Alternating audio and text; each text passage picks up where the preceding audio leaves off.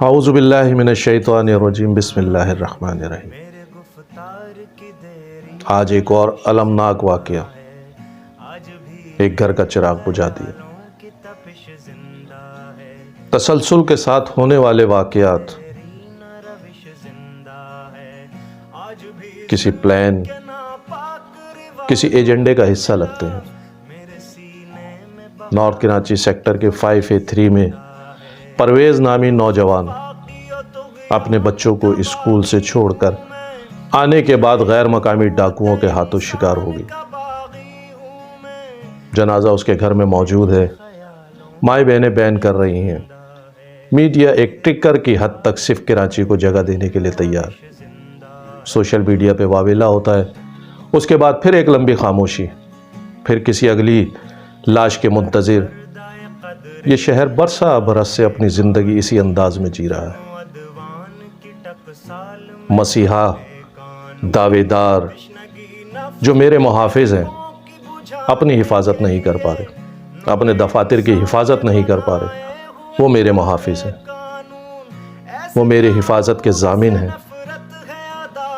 کس سے مدد مانگیں، کس سے داد رسی چاہیں؟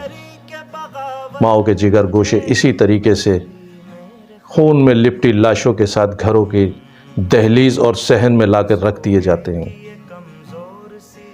کچھ دن رونا ہوتا ہے، کچھ دن واویلا ہوتا ہے، اس کے بعد خاموشی اختیار کر لی جاتی ہے۔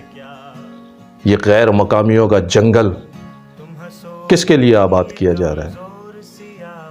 کیا اس شہر کو برباد کرنے کا اور کوئی راستہ نہیں ہے؟ اسی طریقے سے لوگوں کو ان کی گولیوں سے چھنی لاشیں ان کے گھروں میں بھیجی جاتی رہیں گی۔ بہت خون بہہ چکا اس شہر میں، بہت نوجوانوں کے جنازے اس شہر سے اٹھ چکے، قبرستان کے قبرستان آباد ہوتے گئے، لیکن کسی کے کان پہ جو نہیں رینگی۔ مسیحائی کے دعوے دار آج بھی خاموش، آج بھی صرف تماشبین کی حد تک تالی بجاتے ہیں اور نکل جاتے ہیں۔ شرم آنی چاہیے،